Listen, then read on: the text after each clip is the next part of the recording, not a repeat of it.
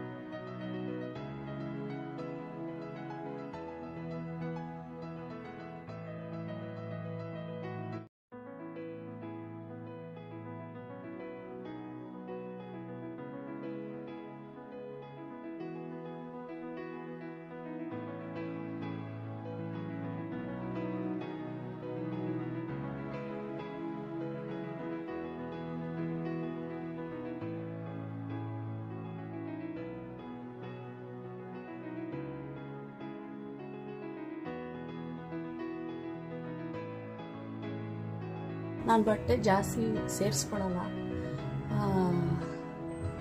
ಇಷ್ಟಿಷ್ಟು ಆಗಿ ಬೀಳೋದಕ್ಕಿಂತ ಫುಲ್ ಆಗಿ ಬೀಳೋದಕ್ಕಿಂತ ಕೆಳಗಡೆ ಸ್ವಲ್ಪ ಆಯ್ತಾ ಇಲ್ಲ ಬಟ್ಟೆಗಳು, ಸ್ವಲ್ಪ ಟೈಟ್ ಆಗ್ತೈತೆ.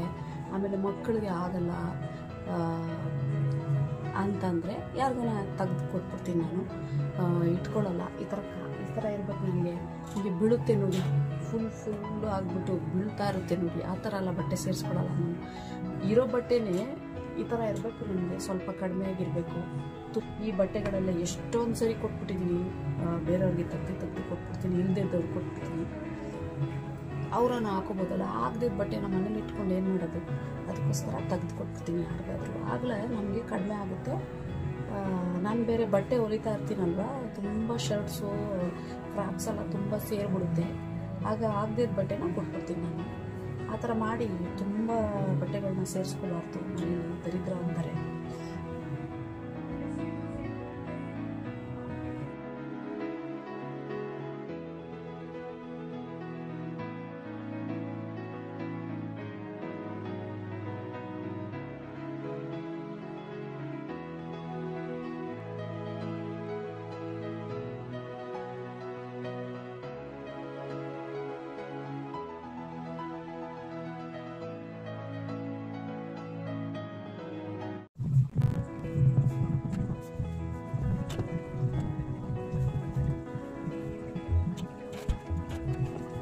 ಇದೆಲ್ಲ ಈಗ ಕ್ಲೀನ್ ಆಗಿಬಿಡ್ತು.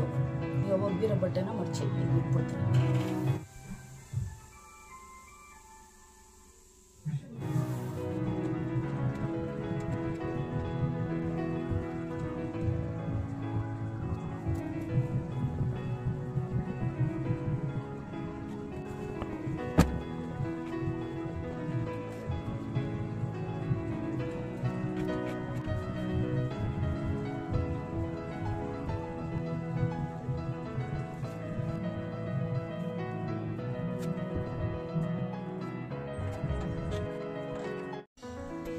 ಮಡ್ಚಿಟ್ಟಿದ್ದು ಎಲ್ಲ ಮುಗೀತು. ಈಗ ನೋಡಿ ಬೀರೋ ಯಾವ ಥರ ಕ್ಲೀನಾಗಿದೆ ಅಂತ. ಹಿಂಗಿದ್ರೆ ನೆಕ್ಸ್ಟ್ ಒಗೆಯೋದನ್ನ ಈಸಿಯಾಗಿ ನಾವು ಜೋಡಿಸಿ ಹಂಗೆ ಇಡ್ಬೋದು.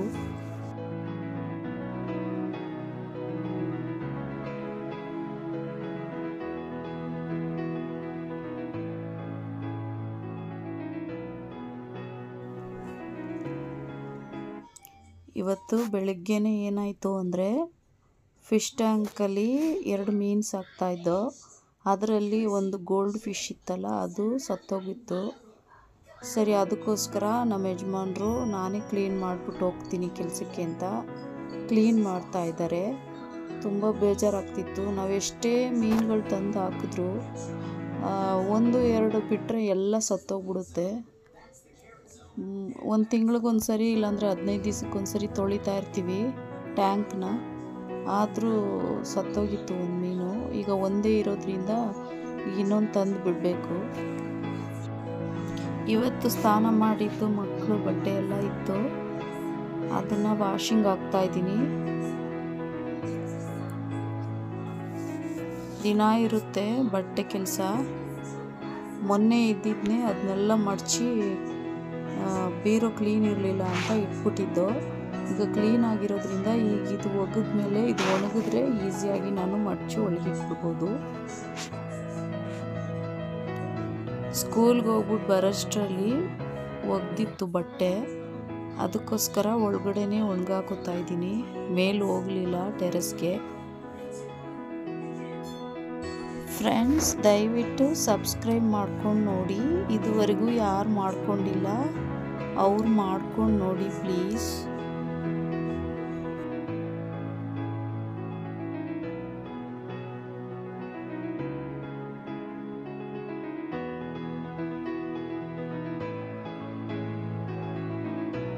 ಈ ವಿಡಿಯೋ ಇಷ್ಟ ಆದರೆ ಲೈಕ್ ಮಾಡಿ, ಕಮೆಂಟ್ ಮಾಡಿ, ಶೇರ್ ಮಾಡಿ. ಪ್ಲೀಸ್ ಸಬ್ಸ್ಕ್ರೈಬ್ ಮಾಡ್ಕೊಂಡು ನೋಡಿ. Thank you for watching. Next ವಿಡಿಯೋದಲ್ಲಿ ಸಿಗ್ತೀನಿ. ಬಾಯ್.